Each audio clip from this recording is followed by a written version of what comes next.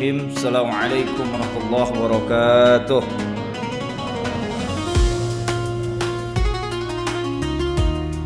Ini bawa bukunya udah tebal nih, sampai jam 10 ya. Alhamdulillah alladzi allafa baina qulubina fa asbahna bi ni'mati ikhwana. Asyhadu an la ilaha illallah wahdahu la syarika lah irghaman liman jahada bihi wa kafar. Wa asyhadu anna sayyidana wa maulana Muhammadan abduhu wa rasuluh la nabiyya wa la rasula ba'dah.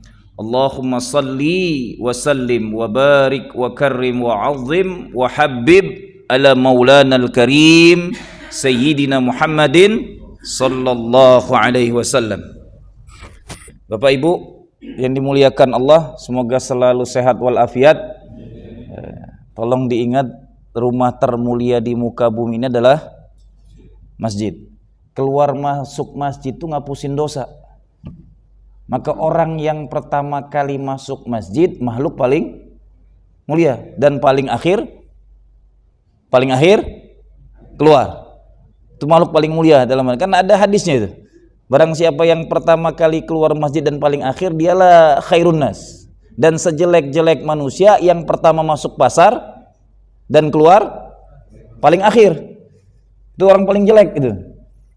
Jadi bersyukurlah antum yang kita sudah istiqomah menjadi ahlul masjid. Semoga setiap langkah kaki kita ke masjid ngapuskan dosa. Kudu dinikmati nih, doa-doa orang di masjid ini mustajab gitu. Maka hati-hati omongannya, jangan sampai zon. Duduk antum ini nungguin syuruk saja, nggak usah ngapa-ngapain, nggak usah baca Quran, nggak usah tilawah, nggak usah zikir, nggak usah denger ceramah, duduk doang nih, tiduran tentu. Itu didoakan oleh malaikat, Allahumma gfir lahu, Allahumma hamhu, Allahu akbar. Cukup duduk saja, saking mulianya ada di masjid.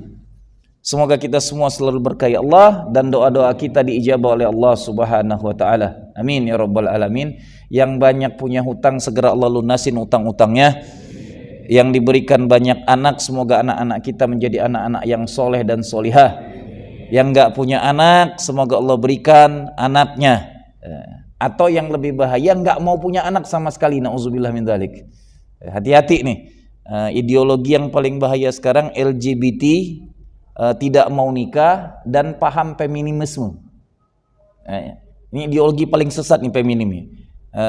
Wanita dengan laki-laki sederajat. Ini ibu-ibu termakan ideologi ini, bego banget gitu. Di dalam Islam wanita itu makhluk mulia. Jadi jangan sampai mau disamaratakan. Tidak, wanita itu makhluk mulia. Ketika dia jadi ibu, siapapun yang jadi anak harus memuliakan. Sampai 3 kali. Ketika dia jadi istri, dia baru berbakti kepada suaminya. Cukup dapat ridho suami, nggak usah ngapa-ngapain, langsung masuk surga Allah. Cukup ridho suami. Karena Sayyidatul Khadijah masuk surga belum sholat 5 waktu. Belum ada perintah sholat 5 waktu, baru sholat tahajud. Tapi dia mencari ridho suaminya. Sampai tempatnya pun terbaik di antara para wanita di muka bumi, ditaruh di tempat di atasnya ratu bidadari surga Hurul Ain, dan tempat tinggalnya semuanya di permata, yang terbaik di surganya Allah Subhanahu wa taala. Semoga kita bisa memahami ini semua untuk lebih baik lagi hidup kita makin soleh, keluarga kita menjadi keluarga yang sakinah, mawaddah, warahmah, anak-anak kita dijaga Allah dengan iman Islam mereka. Amin ya rabbal alamin. Jamaah yang rahmati Allah, hari ini tanggal 20, saya nggak nanya Masehi. Kalau Masehi antum hafal Hijriyahnya 26 Zulqa'dah. Kita ada di bulan haram yang berurutan, Zulqa'dah, Zulhijjah, Muharram. Bulan yang dilarang berperang, dilarang membunuh. Bulan-bulan ini sudah masuk bulannya nih. Jadi bulan-bulan ini bulan-bulan sakral. Terpisah 1 bulannya untuk nyambut Ramadan. Disiapkan bulan Rajab 1 bulan, 3 bulannya berurutan. Dari bulan Zulqa'dah, Zulhijjah, dan Muharram. Nah, saya pengen memahamkan sirah ini yang banyak tidak dipahami oleh kita hari ini. Banyak banget yang kehilangan sirah mulianya bulan Muharram, khususnya bulan Zulhijjah. Kita buka hadisnya satu persatu. Ini nanti tahu nggak selesai nggak nih?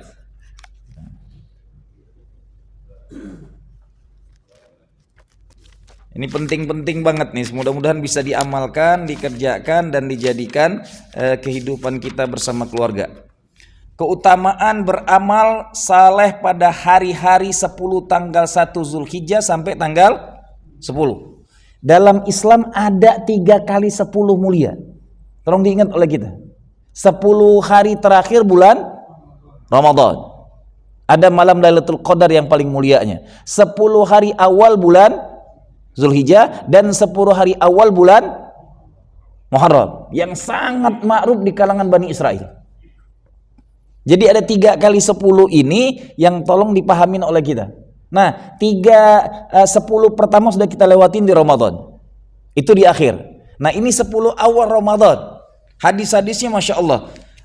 Dari Ibnu Abbas bahwa Nabi SAW bersabda, "Ma min ayyamin amalun salih ahabbu ilallah azza wa jal min hadzal ayyamu ya'ni ayyamul asrah." Qalu ya Rasulullah walal jihadu fi sabilillah. Masyaallah. Qala walal jihadu fi sabilillah illa rajulun kharaja bi nafsihi wa malihi summa lam yarji' bi syai'in min dzalik. Allahu akbar. Ini dahsyat banget nih hadis ini. Kata Ibnu Abbas, Rasulullah SAW bersabda, "Ma min ayyamin amalu solih." Tidak ada hari-hari yang dilakukan dengan amal soleh ahabbu ilallah, lebih sangat dicintai oleh. Ahabbu itu bukan cinta di atas cinta, lebih sangat dicintai oleh Allah Subhanahu azza wajal. Ahabbu ilallahi azza wajal. Tinggi banget nih Allah azza wajal, yang paling tinggi asma'nya. Min hadzal ayyam, dari hari-hari ini, yakni ayyamul asra Zulhijjah, yaitu 10 hari bulan Zulhijjah. Qalu ya Rasulullah walal jihadu fi sabilillah. Ditanya oleh para sahabat, wahai Rasulullah, walaupun jihad fisabilillah, ini hari-hari ini lebih mahal daripada saudara kita yang meninggal di Gaza. 10 hari ini, walaupun jihad fisabilillah kalah oleh 10 hari ini.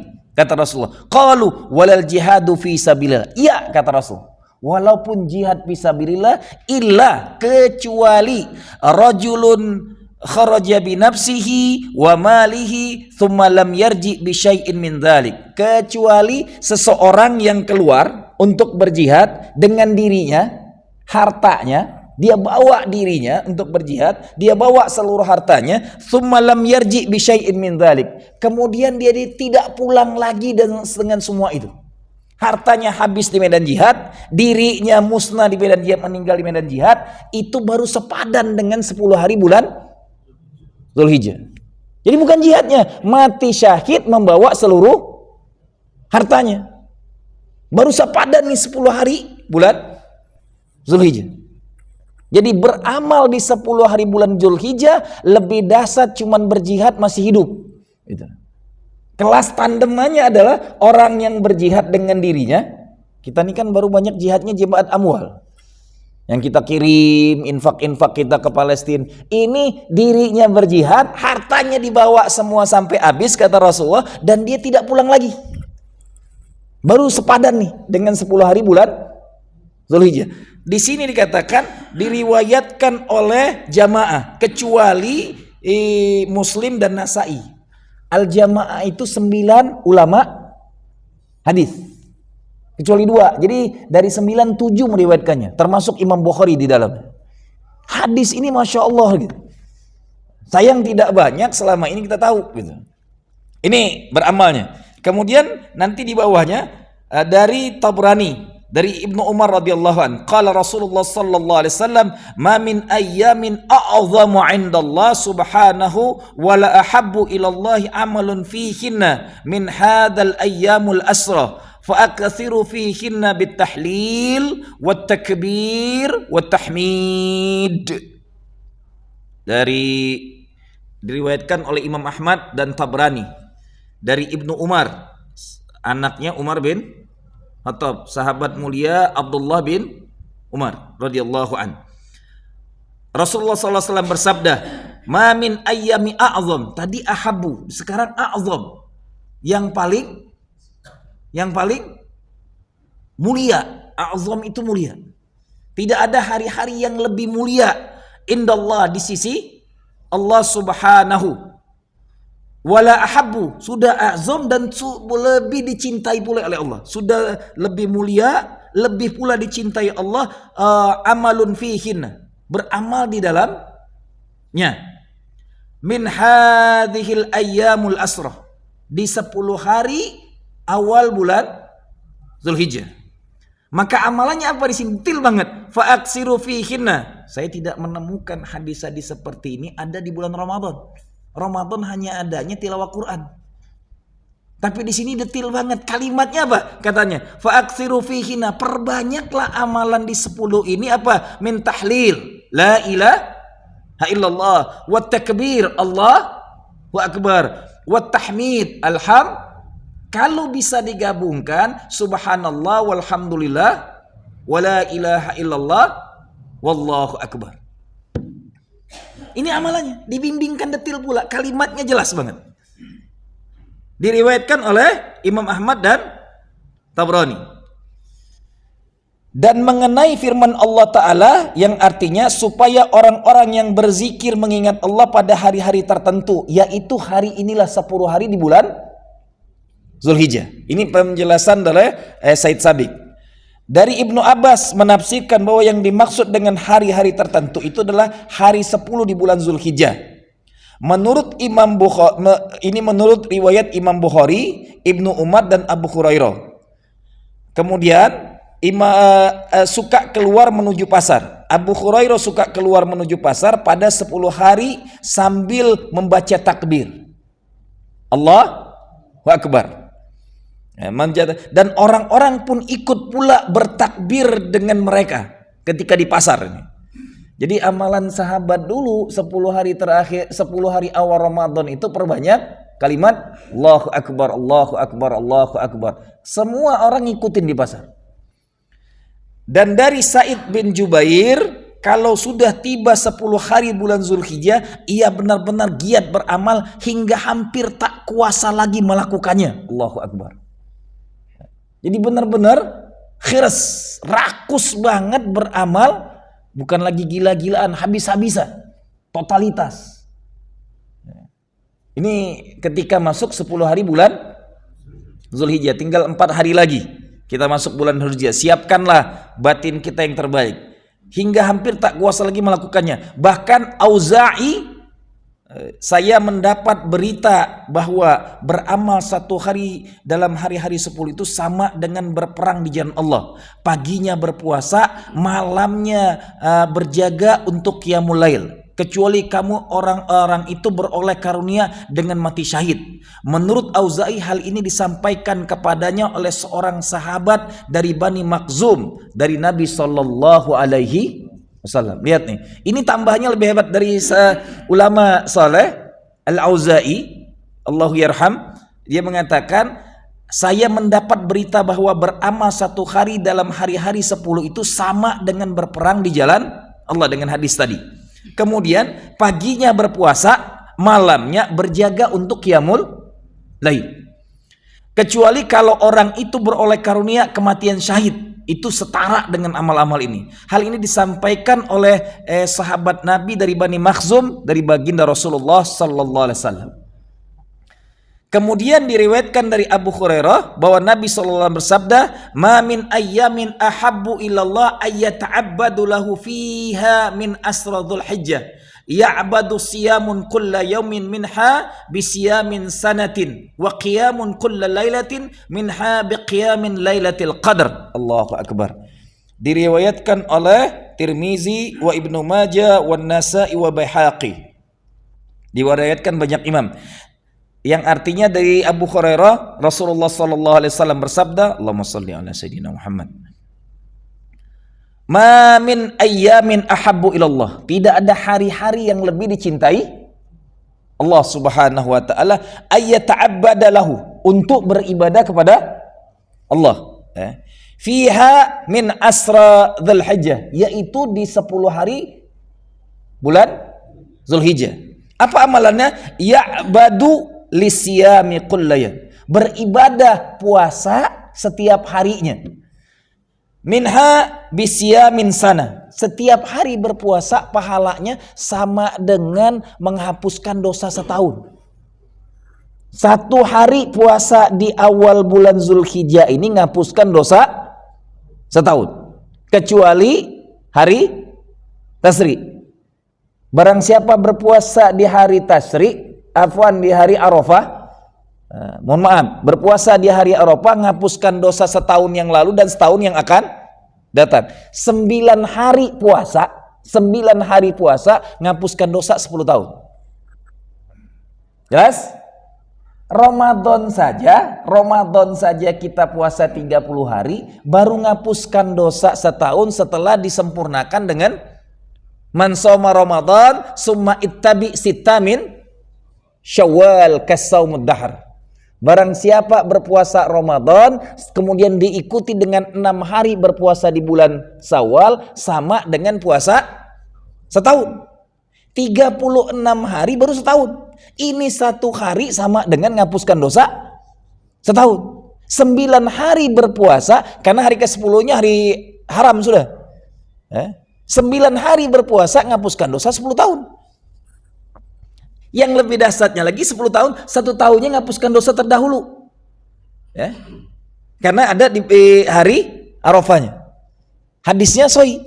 Nah, ini baru puasanya. Lebih ditekankan lagi, wa qiyamun kulla lailatin minha biqiyamil lailatul qadar. Masya Allah tabarakallah wa ta'ala. Dan qiyam, salat malam di 10 malam awal Zulhijjah ini pahalanya sama dengan salat malam di malam-malam Lailatul Qadar.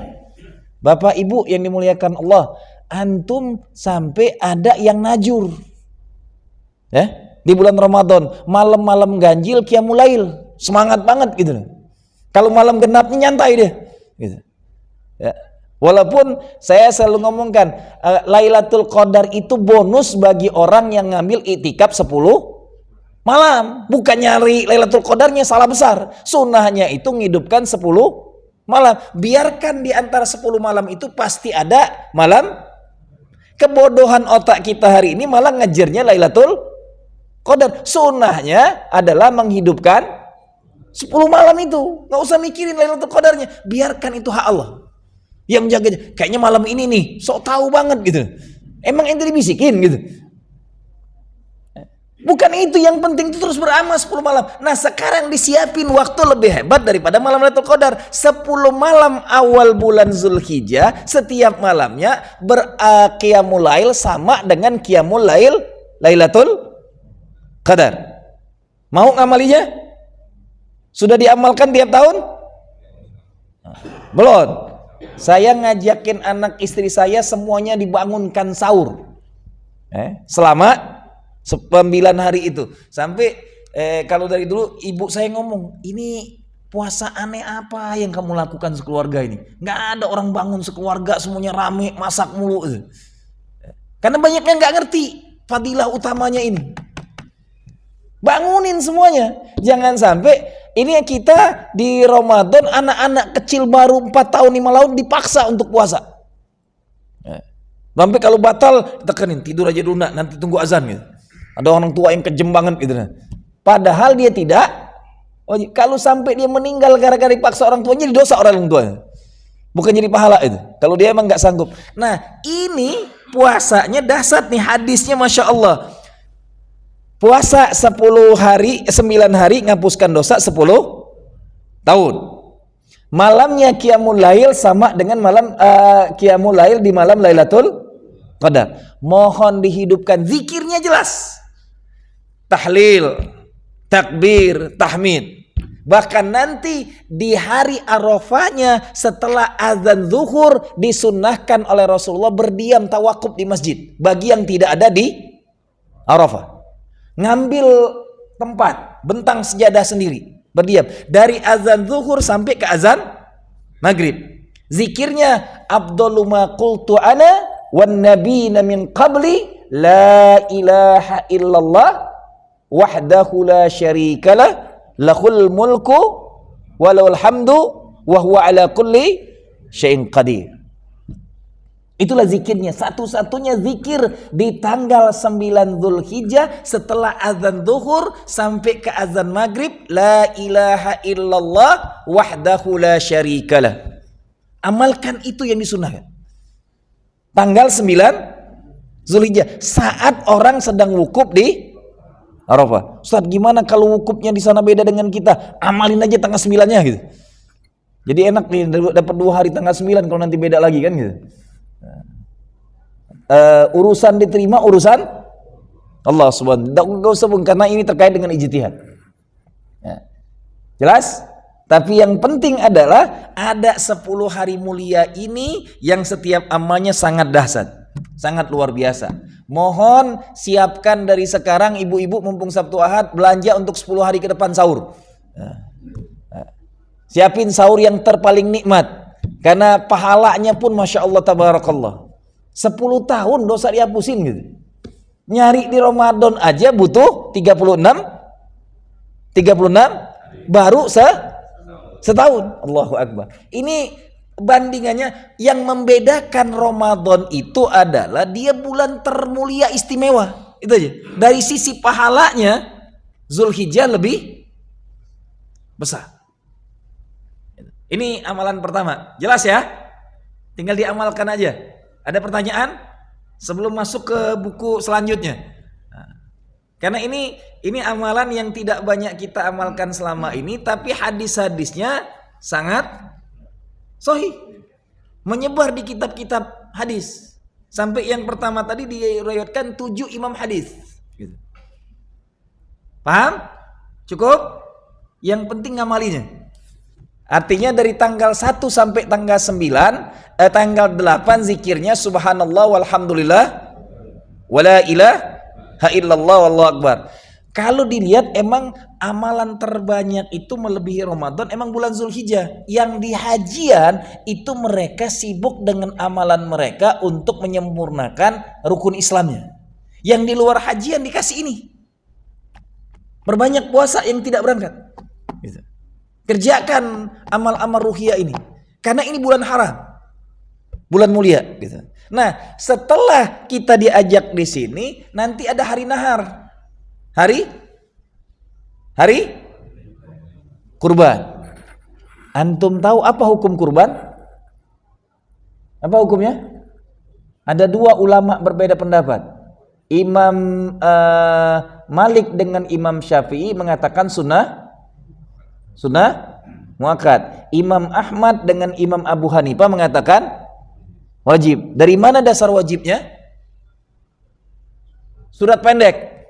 Inna a'tayna kal kautsar fashalli li rabbika wanhar inna sani'aka huwal abtar. Bayangin oleh antum, di surat pendek inilah yang jadi dalil diambil oleh Imam Abu Hanifah dengan Imam Ahmad mengatakan wajib karena diperintahkan inna a'tayna kal kautsar, sesungguhnya kami telah memberikan kamu nikmat yang banyak. Fasholli, maka sholatlah kamu, dan orang-orang yang sholat ini yang disuruh berkurban gitu. Bukan jadi panitia kurbannya doang gitu, berkurbannya kagak gitu. Ini kalau jadi panitianya paling depan, kurban enggak sama sekali enggak. Yang ahli sholat inilah yang diperintahkan fasholli li rabbika wanhar, perintah fi'il amr. Inilah yang jadi rujukan Imam Ahmad dengan Imam Abu Hanifah, maka wajib karena Al-Qur'an mengatakan wanhar, berkurbanlah. Fi'il amr itu. Dan dia mengatakan wajib. Baru Imam Syafi'i dengan Imam Malik sunnah muakkad. Tapi sunnah muakkad itu sangat amat ditekankan. Ya. Jadi yang sekali seumur hidup itu akikah. Jelas? Yang ada nama satu persatu itu akikah. Paham? Akikah itulah namanya Agus Tridasa bin Muslim. Bismillah ya Allahu Akbar. Allahumma taqabbal hadzal aqiqah min Agus Tridasa bin Muslim. Allahumma taqabbal hadzal aqiqah min fulan bin fulan. Satu nama. Untuk kurban tidak harus mendetilkan namanya. Nanti kita akan ketemu dengan banyak dalil oleh Rasulullah. Rasulullah pernah berkurban 2 ekor kibas, satu untuk Allahumma taqabbal hadzal kurban anni wa an ahli. Satu. Yang kedua, Allahumma taqabbal hadzal qurban an ummati man lam yudahi. Bayangin, satu hewan untuk umatku yang belum pernah berkurban. Saking bolehnya dalam nas Islam, satu untuk Rasulullah sekeluarga, satu kambing boleh. Satu lagi Rasulullah takutnya ada umat yang tidak berkurban, diwakilkan oleh Rasulullah. Ini dalilnya. Jadi tidak harus satu nama. Boleh satu kurban untuk sekeluarga, selesai. Yang penting tiap tahun berkurban. Jadi kurban ini adalah, kita buka sejarah terpanjang itu Bapak Ibu yang dimuliakan Allah. Kalau antum masih nggak mau berkurban tiap tahun, ini bahaya. Ayat Al-Quran yang diingatkan sampai urusan bunuh-membunuh pertama kali itu tentang kurban. Siapa yang melakukannya itu? Anaknya Nabi Allah Adam alaihissalam. Di mana adanya ceritanya dalam surat buka kita sama-sama, surat Al-Maidah ayat 27. Ayo kita buka. Yang punya Qur'annya buka. Kita baca bareng-bareng biar dapat pahala bukain Qur'an. Buka Qur'an saja cuman ngelihat, nggak usah dibaca, itu sudah ngapusin dosa gitu. Buka Qur'an doang. Tambah lagi terbata-bata dapat 2 pahala gitu. Cuman buka doang. Itu Qur'an. Sama nganatap wajah bini, ditatap oleh suami itu dapat pahala. Ngapa sih ya natapin aku mulu kayak gitu? Ditatap malah marah-marah gitu. Jadi dosa. Ngatap wajah istri itu dapat, tambah lagi buka yang lain-lainnya. Jelas Bapak? Ya, natap doang dapat pahala nih, tambah yang lainnya, masya Allah tabarakallah. Pulang ini embat, itu yang halal. Jelas? Silakan dibuka surat Al-Maidahnya. Ayat 27. Fadol yang sudah buka baca. Boleh artinya, boleh lebih bagus ayatnya, lebih pahala lagi kita baca ayatnya, jangan baca artinya doang. Al-Maidah. Tafadhol. Kalau baca jangan tanggung-tanggung, baca ayatnya. Ayat 27. A'udzubillahis samii'il 'aliim minasyaitonir rajim. Bismillahirrahmanirrahim. Watlu alaihi naba abnai Adam bil haqqi idh qarraba qurbanan fataqabbala min ahadihima wa lam yataqabbal minal akhar. Qala la aqtulannak. Qala innama yataqabbalullahu minal muttaqin. Ini ayat pertama, peradaban terpanjang itu kurban.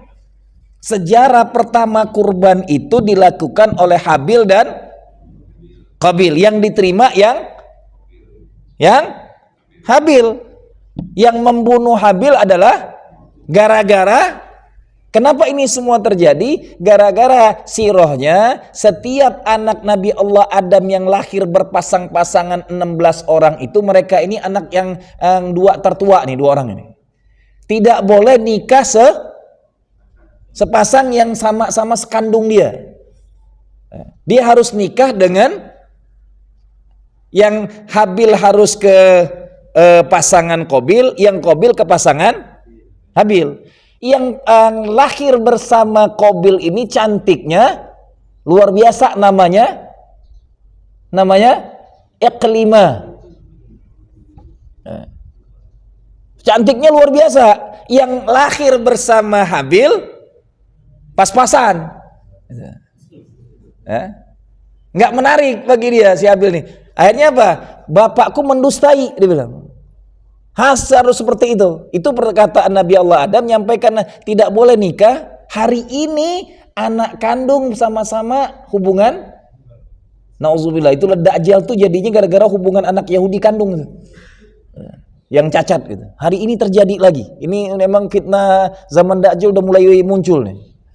Tolong sejarah Dajjal itu adalah anak haram jadah, 2 orang Bani Israel berhubungan kakak dengan adik.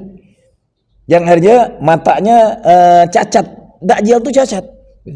Dan sekarang terjadi, emang ini sudah fitnah zamannya Dajjal akan muncul makin dekat. Dan tolong diingat, kalau sudah umat Islam di Palestina menang bersama Yahudi, bersiap-siap. Kiamat lebih dekat. Maka sekarang derita saudara kita di Gaza, syahid mereka, semoga Allah muliakan mereka.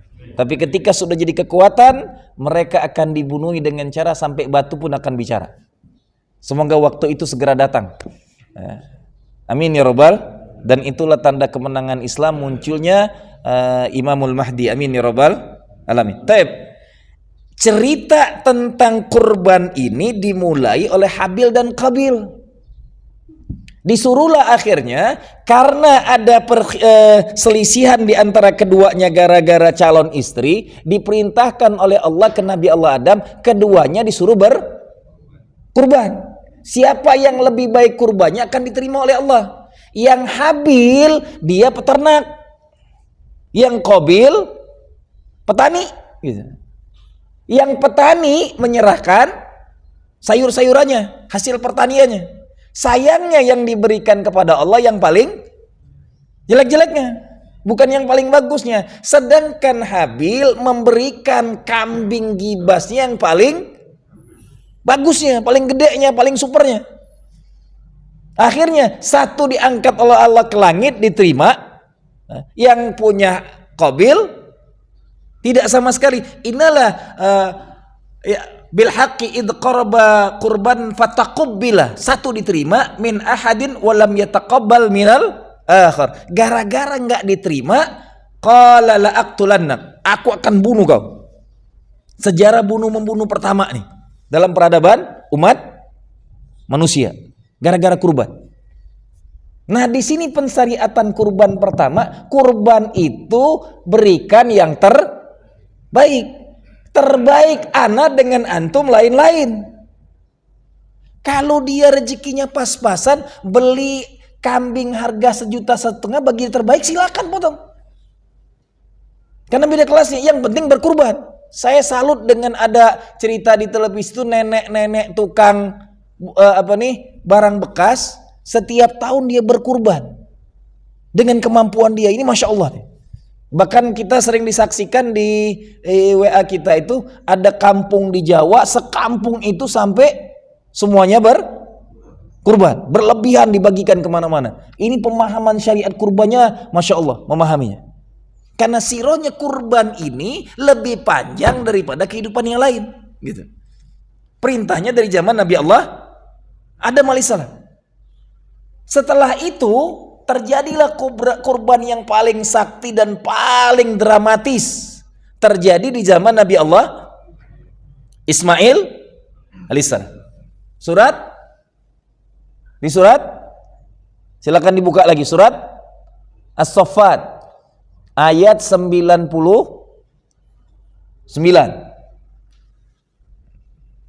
sampai 110 apa 107 tuh, saya lupa. Diawali dengan surat As-Saffat ayat 99 awalnya. As-Saffat. Falamma balagha ma'ahu sa'yan, ayat 102-nya. Falamma balagha ma'ahu sa'yan qala ya bunayya inni ara fil manami anni azbahuka fanzur madza tara. Qala ya abati fa'al ma tu'mar satajiduni insyaallah minas sabirin. Falamma aslama wa tallahu lil jabin wa nadaina ayya Ibrahim qad sadaqta ru'yak inna kadzalika najzil muhsinin inna hadza lahuwal bala'ul mubin wa fadainahu bi dhibhin azim wa tarakna alaihi fil akhirin salamun ala Ibrahim kadzalika najzil muhsinin innahu min ibadinal mu'minin wa basyarnahu bi ishaqin nabiyyan minas salihin. Ini sudah bab lainnya di bawah. Nah, 102 ayat di 102 ini menceritakan tentang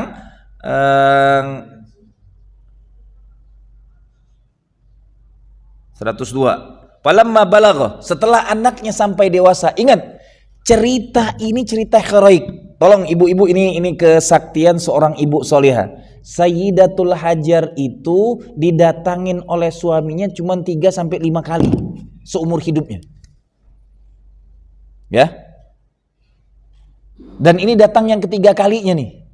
Ketika anaknya sudah besar. Falamma balagha ma'ahu sa'yan qala ya bunayya inni ara fil manami. Datang nyembelih gitu.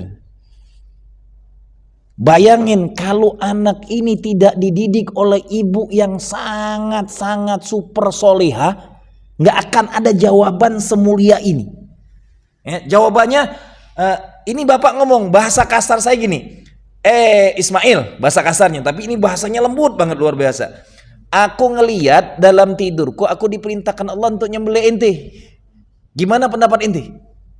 Ini bahasa kasarnya. Tapi ketika Al-Quran bicaranya, falamma balagha mausayan qala ya bunayya anni ara fil manami anni azbahuk. Setelah anaknya sampai di umur yang cukup dewasa, qala ya bunayya. Nah, ini perkataan orang tua paling hebat ketika ngajak nasihat ke anak-anaknya. Ini kita kadang-kadang nggak ngikutin ini. Ya bunayya itu paling tinggi panggilan dalam bahasa Arab. Wahai anakku yang sangat kucintai, ya bunayya.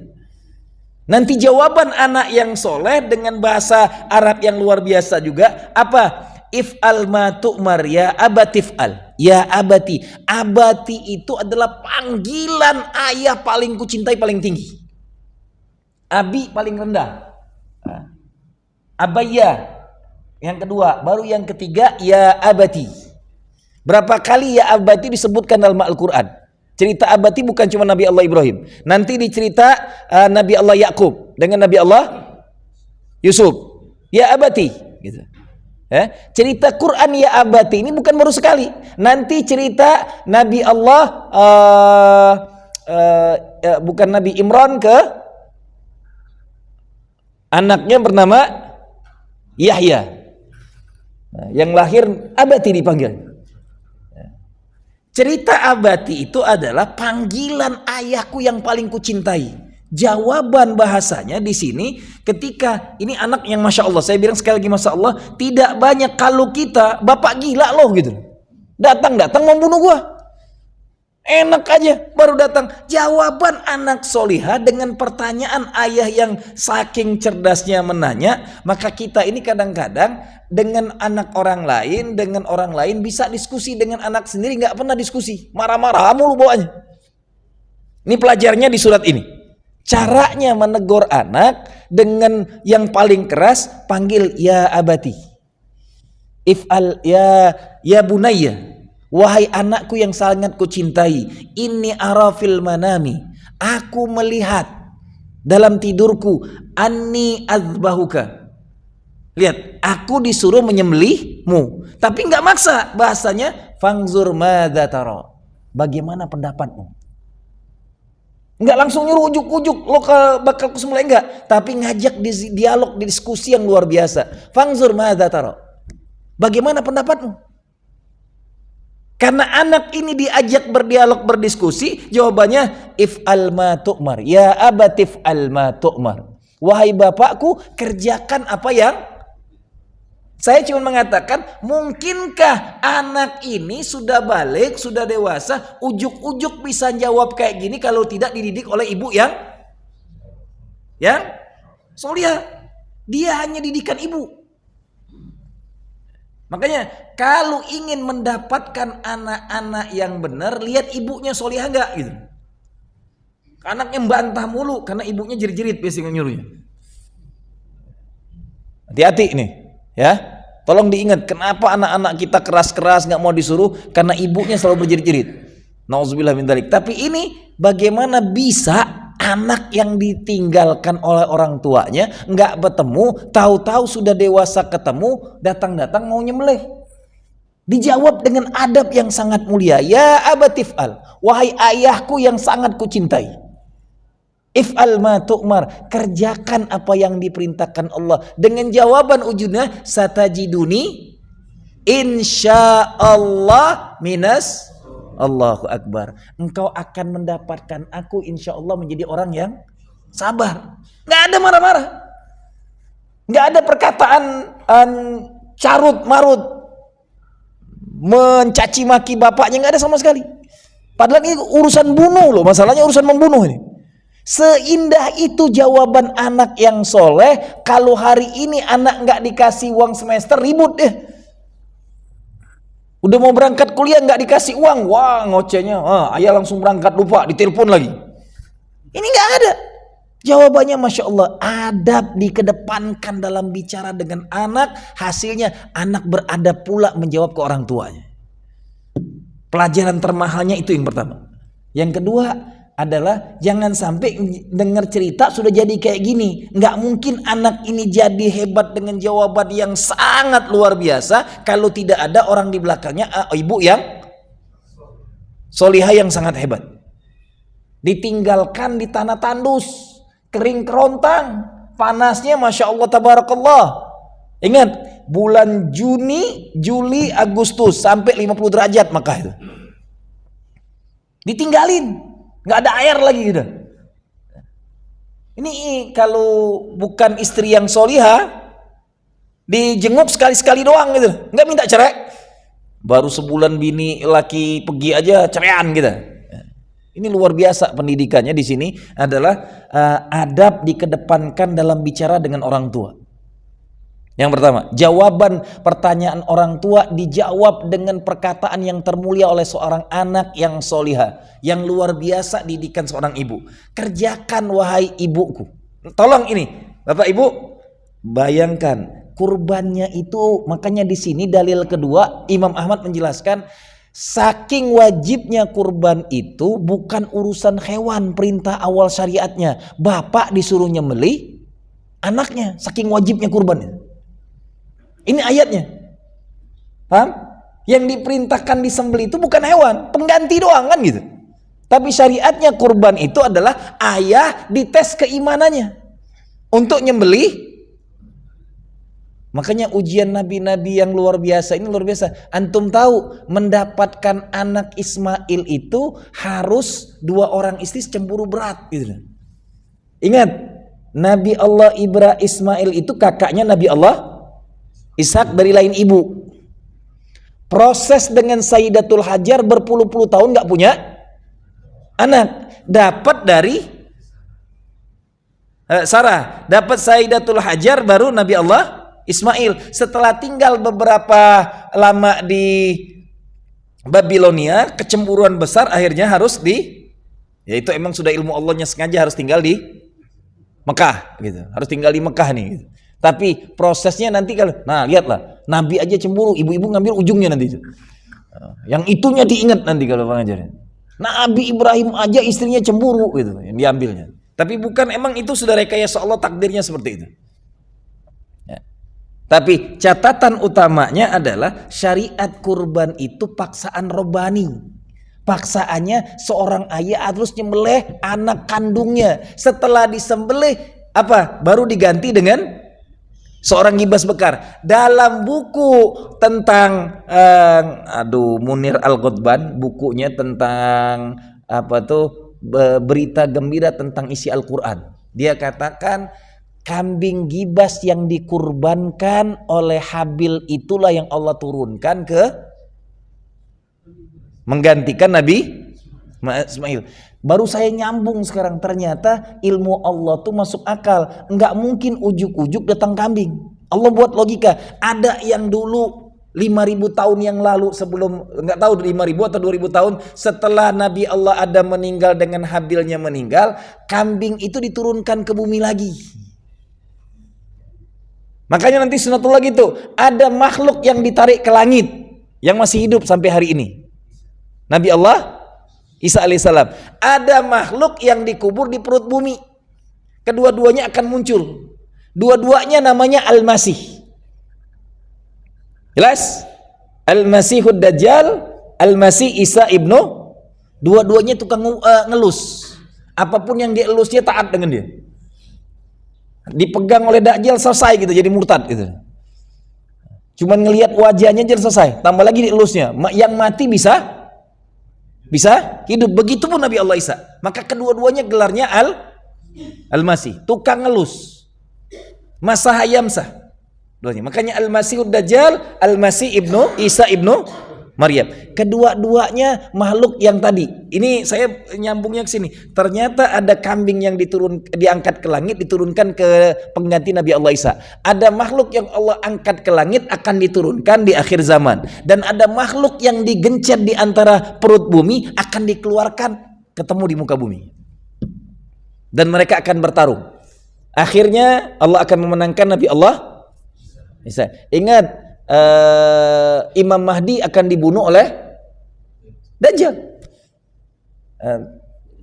Tandingan Dajjal bukan Imam Mahdi. Tandingan Dajjal adalah makhluk yang sama-sama kekal, yang hidupnya panjang. Dan dua-duanya dari Bani Israel. Jadi perang akhir zaman itu perang Bani Israel. Itu yang akan terjadi. Kita nggak membicarakan itu, kita membicarakan kurbannya. Nah, ini pensyariat kurban yang kedua. Ayatnya panjang banget. Setelah anaknya, ini dramatisnya luar biasa. Setelah itu bukan cuman if'al, dilakukan benar dengan serius ini. Bukan cuma dengar cerita kayak gini. Ayat ini tahapan demi tahap. Kedua-duanya pergi. Perginya kemana? Kalau antum naik haji, sekarang tempatnya ada di atas gunung di sebelah istana kerajaan. Di Mina, dekat Jamarot. Ada guanya di situ. Pergi ke sana, bawa golok, bawa segalanya, sampai di sini sabdakan. Lihat nih bahasanya di sini. Falamma aslama wa tallahul jabin wa nadaina ayya Ibrahim qad sadaqta ru'yak qad sadaq inna kadzalika nazzil muhsinin inna hadza lahuwal bala'ul mubin wa fadaina bidzibhin azim wa fadaina. Setelah disiapkan, ditidurkan, ditaruhlah tatakan untuk lehernya. Ini leher sudah sampai pisau yang tajam saja di lehernya. Sudah mengatakan Bismillahi Allah wa fadaina bidzibhin, baru digantikan dengan kambing gibas yang sangat besar. Jadi ini bukan teori ini. Ini bukan cerita, ini bukan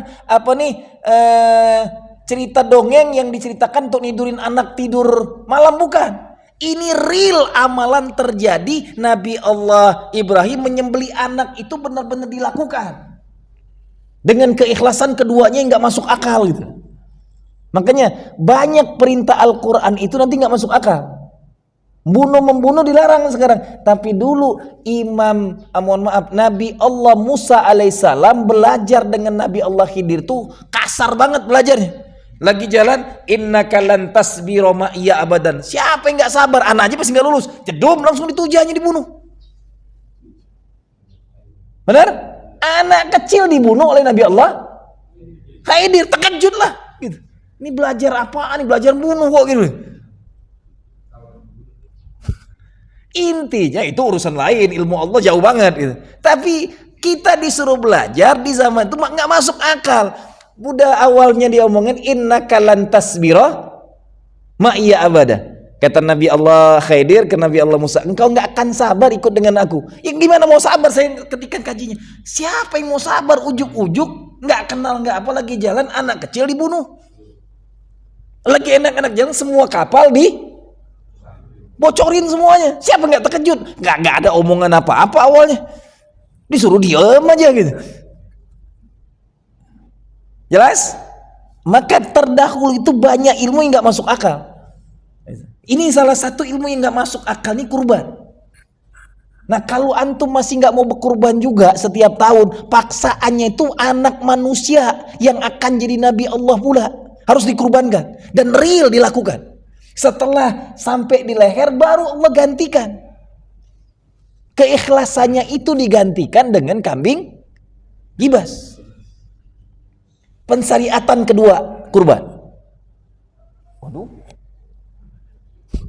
Yang ketiga, baru pensyariatan ketiganya amalan baginda Rasulullah sallallahu alaihi wasallam. Nah, di sini ada dua nih. Kalau di kitab yang pertama itu membicarakan tentang hadiyun di waktu haji, kurban di waktu haji. Nah, ketika hajian kurban Rasulullah berapa ekor? 100 ekor unta. Itu paling tinggi, nggak ada tandingannya. Manusia yang berkurban paling luar biasa Rasulullah. 100 ekor unta disembelih oleh Rasulullah 63 ekor. Sisanya diberikan kepada Sayyidina Ali. Ini kalau dari ulama-ulama fikih mengatakan 63 itu udah tanda emang umur dia sampai segitu. Dia hanya bisa menyembelih sampai 63, selebihnya diberikan. Tapi antum bayangin sekelas Nabi menyembelih sendiri 63 ekor. Allahu Akbar. Ini kita cuman kurban satu nyuruh orang pula gitu. Nontonin doang gitu. Sunnahnya yang kurban tuh nyembelih sendiri, belajar ilmu nyembelihnya gitu. Sunnahnya dia sendiri nyembelihnya. Yang paling utama karena Nabi Allah Muhammad Rasulullah SAW saja 63 ekor unta disembelih dengan tangan di umur dia sudah 62 tahun lebih. Gitu. Tolong diingat, umurnya 62 tahun, haro yang 60 tahunan, gitu nah. Karena udah tua saat Nabi lebih tua dari ente masih motong kurban. Ini hadis tentang hadiyun di waktu berhaji. Yang dipotong oleh Rasulullah unta, maka sunnahnya yang tertinggi baru dibahaskan di sini. Yang lebih utama di antaranya para ulama telah sepakat ijma'nya bahwa hewan kurban itu hanya dapat diambil dari ternak atau hewan ternak. Mereka juga sepakat bahwa yang lebih utama di antara ialah unta. Yang paling utama kurbannya unta. Yang kedua baru sapi. Lalu kambing secara berurutan. Cuman secara hadis yang saya temukan di kitab hadis nanti ketemu Rasulullah itu paling banyak kurbannya di awal-awal sebelum banyak penaklukan adalah dalam kitab Bidayatul Mujtahid tentang kurban. Kenapa sampai disyariatkan oleh Imam Ahmad? Tidak pernah setelah tahun kedua Hijriah diperintahkan berkurban sampai Rasulullah meninggal. Setiap tahun Rasulullah berkurban, nggak pernah berhenti. Ini yang kadang-kadang hilang dalam sirah kita. Rasulullah itu setelah pensyariatan kurban diperintahkan tahun kedua Hijriah, Rasulullah tidak pernah putus, setiap tahun pasti berkurban. Paling banyak kurban Rasulullah kambing. Bahkan sodako kurban Rasulullah, siapapun sahabat yang tinggal di Madinah ketika sudah Baitul Malnya punya dana besar, Rasulullah membagikan hewan kurban ke rumah-rumah yang tidak punya kurban satu persatu, sampai ada yang mendapatkan hewan kurbannya kambing betina. Datang ke Rasulullah, ya Rasulullah aku dapatkan kambingnya betina, sembelih dia. Dan itu serahkan. Disitulah akhirnya menjadi dalil bagi ulama, boleh kurban bagi yang mampu nyembeli yang wanita pun silakan kambing wanita atau betina, nggak ada masalah. Kalau cuman mampunya itu. Yang terbaik adalah yang umur 1 tahun lebih. Itu. Tapi kalau uangnya nggak cukup, yang berapa bulan pun kalau emang uangnya ada segitu untuk kurban, karena kurban itu yang diterima ketakwaan kita kepada Allah Subhanahu wa ta'ala. Saya bacakan beberapa dalilnya. Keutamaan kurban hadis Tirmizi dari Nabi SAW. Ma amila adamiyun min amalin yawman nahri ahabbu ilallah min ikhraqid dam. Innaha ta'ati yaumil qiyamah biqurubiha wa ash'ariha wa adlafiha wa inna dama la yaqa'u minallahi bimakanin qabla ay yaqa'u alal ardi fayatibu biha nafs. Masya Allah, ini luar biasa hadis ini, yang artinya ma'amila adamiyun, tidak ada amalan anak cucu Bani Adam ini min amalin yaumun nahir, yang lebih mulia yang dilakukan di hari nahar, hari kurban itu, ahabbu ilallah, lebih sangat dicintai Allah min ikhraqid dam, kecuali adalah membanjiri hari itu dengan darah. Innaha ta'ti, yaitu darah kurban. Innaha ta'ti yaumil qiyamah, dia akan datang di hari kiamat. Kurban-kurban kita itu akan datang di hari kiamat sebagai kendaraan kita.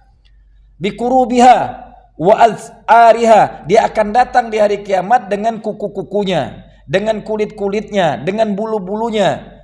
Dia akan datang. Dan sesungguhnya sebelum darah kurban itu menyentuh tanah, ia telah diampunin semua dosa orang-orang yang berkurban. Wa inna dam, sebelum darah itu nyentuh ke tanah, ketika bismillahirrahmanirrahim darahnya netes, sebelum darah itu netes ke tanah, semua dosa orang yang berkurban itu telah dihapuskan oleh Allah Subhanahu wa taala. Dahsyatnya kurban itu ngapuskan dosa sebanyak apapun sebelum darahnya netes ke tanah. Luar biasa nih. Kukunya akan datang, bulunya akan datang di yaumil qiyamah. Yang kenapa ini? Yang jeleknya dulu yang lo sebutin. Paham? Logikanya ini kan terbuang semua. Siapa yang mau makan kukunya?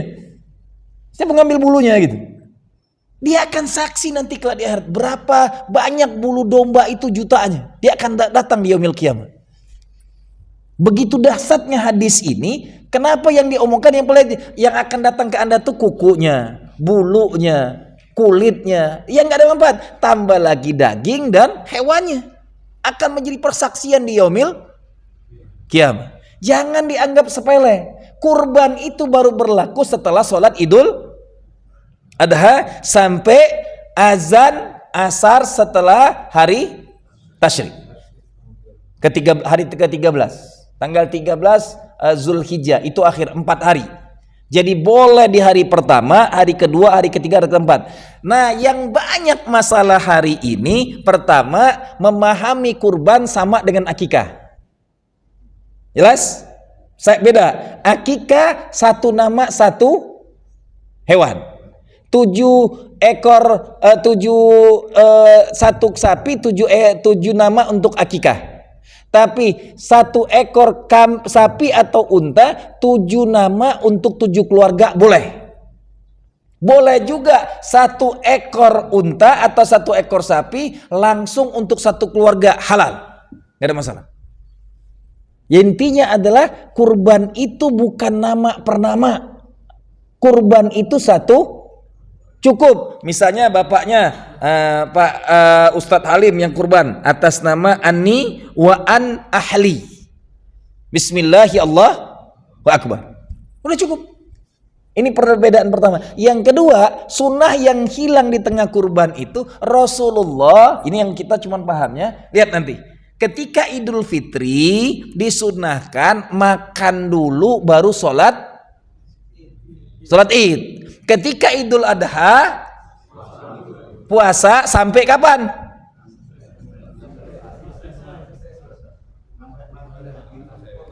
Itu yang belum benar ente. Cakep. Yang disunahkan itu Rasulullah tidak pulang, selesai sholat nggak pulang ke rumah, nyembeli kurbannya di sana di Masjid Qomama, selesai disembeli dimasak bersama-sama, makan bareng-bareng. Bukan ke rumah masak ketupat, bukan. Daging yang disembeli itu dimakan bersama-sama. Jadi hari raya nahar itu hari pesta makan-makan, bukan bagi daging mentah. Halo, diajarin siapa? Hadisnya dari mana? Ini amalan Rasul dengan para sahabat. Gitu.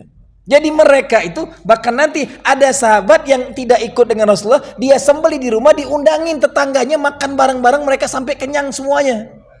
Jadi sunnahnya kurban itu dimasakkan. Halo, berapa puluh tahun kita bagi daging mentah doang gitu. Harusnya semua warga komplek apa ini? Alam Asri 3, antum ketua masjidnya tanggung jawab sekarang. Mau kafir, mau kaya, mau fakara, mau miskin, semuanya tumplek makan. Kurban itu tidak membatasi umur, tidak membatasi sosial, tidak membatasi jabatan. Siapapun undang makan bareng-bareng tumplek. Termasuk orang kafir pun diundang. Beker itulah kurban yang ada di zaman Rasulullah.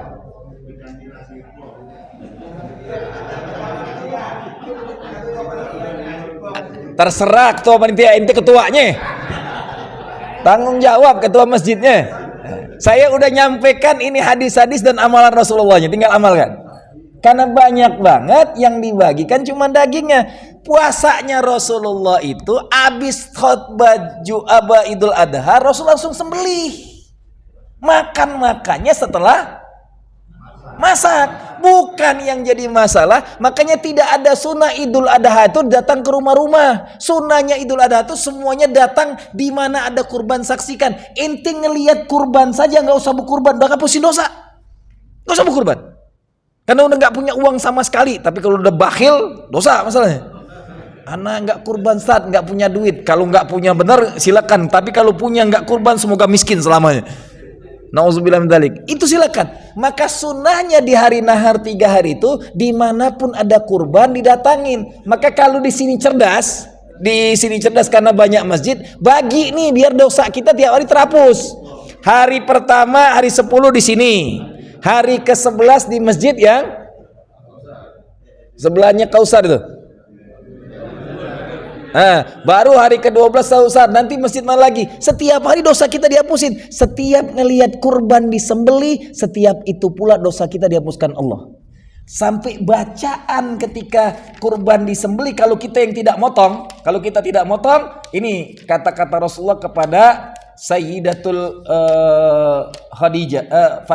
Fatimah. Ya Fatimah, qumi fashhadi udhiyatuki.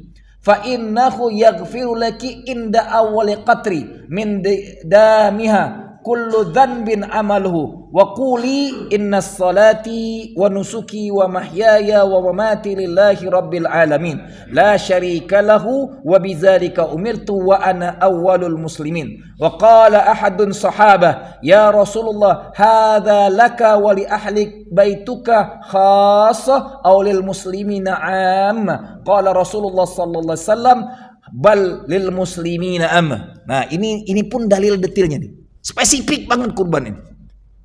Wahai Fatimah, kumi, bangunlah kamu fashhadi. Kayaknya Fatimah dalam keadaan haid kalau melihat hadis ini. Wahai Fatimah, bangun saksikan kurbanmu. Udhiyatuki fa innahu yaghfiru laki, sesungguhnya kurbanmu itu ngapuskan semua dosa kamu inda awwali qatr, sejak awal akan disembelih. Min damiha, dari darahnya, kullu dhanbin amalatuhu, dari darahnya saja sudah menghapuskan semua dosa kamu. Wa quli, nah perkataan orang yang tidak nyembelih sendiri disembelihkan oleh orang lain yang menyaksikan lagi kurban disembelih, ini hadis harusnya disebarkan nih, semua jamaah megang. Bacaan yang dibaca kita baca di sholat iftitah kita, ini bacaannya ketika nyembelih ternyata. Inna sholati wa nusuki wa mahyaya wa mamati lillahi rabbil alamin la syarika lahu wa bidzalika umirtu wa ana awwalul muslimin. Ditanya oleh seorang sahabat, "Wahai ya Rasulullah, apakah ini bacaan ini untuk engkau dan keluarga ahlul baitmu saja khususon atau untuk umat Islam seluruhnya?" Rasulullah SAW bersabda, "Balil muslimina ama," untuk semua umat Islam dimanapun berada. Halo, udah dibaca belum selama ini yang berkurban cuma nonton doang? Ini hadisnya. Jadi semuanya didetilkan tentang kurban ini. Kurban itu tiap tahun paksaan. Kalau saya bilang lebih baik ngutang untuk kurban, saya cuma logika gini. Antum maksain diri nyicil motor tiap bulan, kendaraan dunia nggak akan sampai ke akhirat, mau? Halo? Dipaksain tiap bulan 800 sejuta mau. Untuk Allah kendaraan di akhirat kagak mau. Jelas?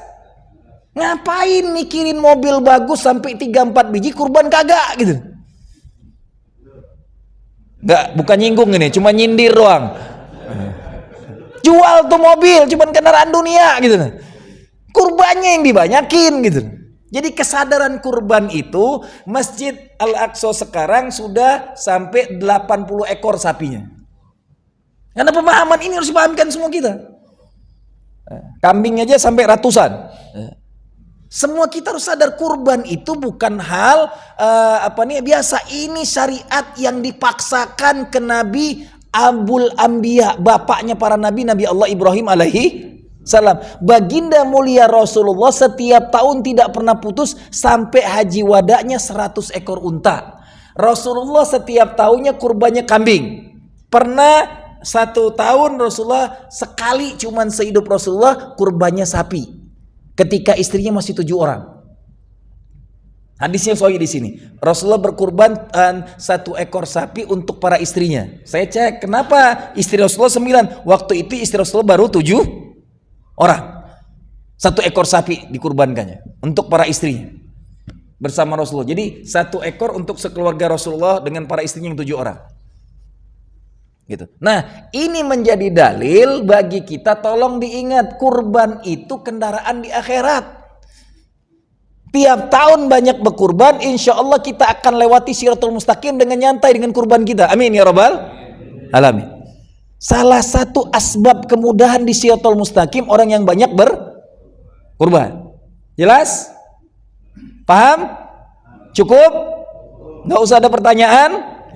Kalau tahun ini kurbannya cuma sama dengan tahun kemarin, kagak ada hasilnya ini ceramah gitu.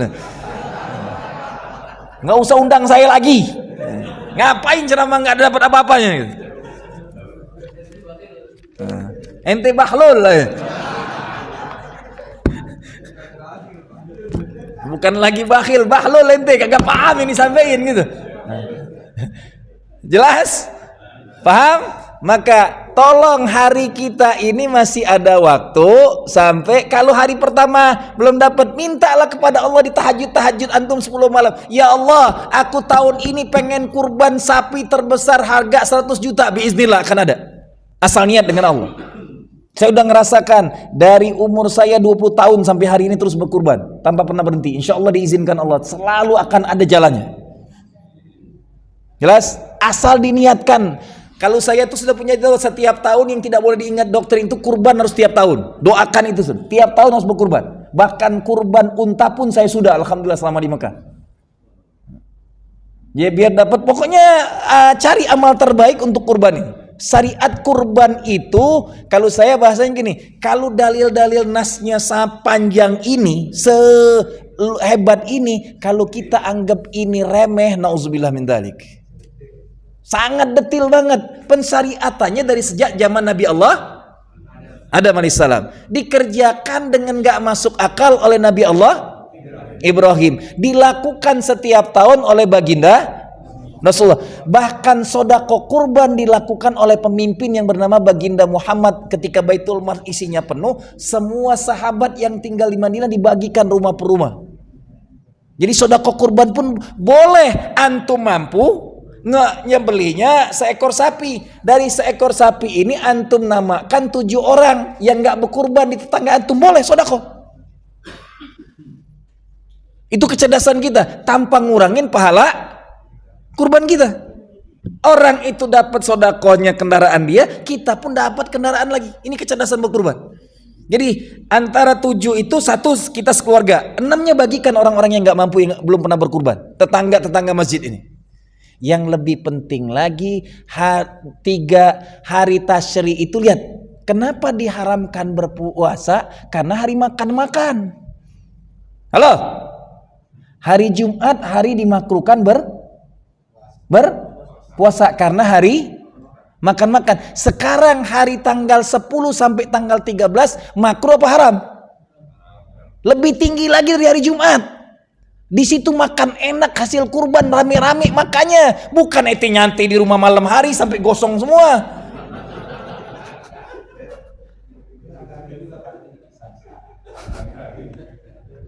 Tapi masjidnya kagak pernah ngadain makan bersama.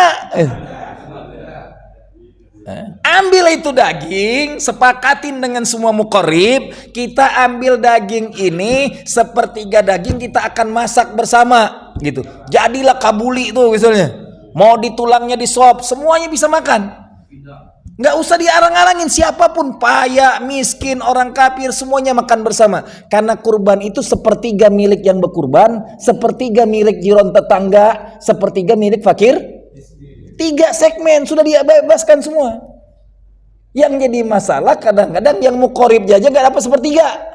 Sepertiga itu bukan paha belakang, itu namanya seperempat.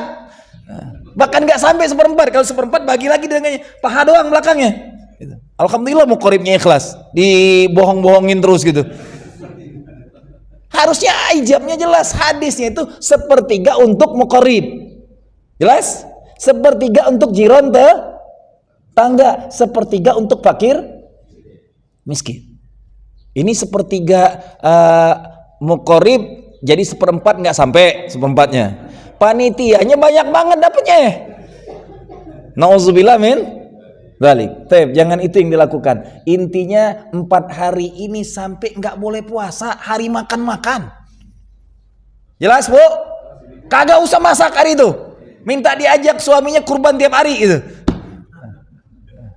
Atau makan daging kurban tiap harinya. Begitu dahsyatnya hari-hari tasyri itu. Jadi logika kenapa hari itu nggak boleh berpuasa, karena hari makan-makan, hari pesta pora umat Islam.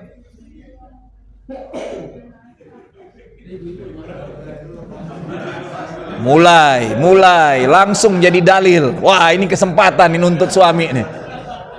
Ya, kata Ustadz Agus, 4 hari nggak usah masak, hari pesta itu jadi dalilnya aja. Intinya ada banyak pemahaman yang selama ini malah kita tidak amalkan dari apa yang diajarkan oleh baginda Rasulullah dan para sahabat lakukan. Jelas? Mudah-mudahan ketua masjid habis ini tahun ini bisa 50 ekor sapi, amin ya rabbal. Gedor setiap rumah. Lu kredit motor mau, jual tuh motor dulu gitu. Gitu. Masa kendaraan dunia ente paksain, kendaraan akhirat nggak dipaksa. Kali-kali masjid maksain kendaraan akhirat untuk dia, bukan untuk kita kok gitu. Kita maksain untuk ente di akhirat, bukan untuk ana. Jelas?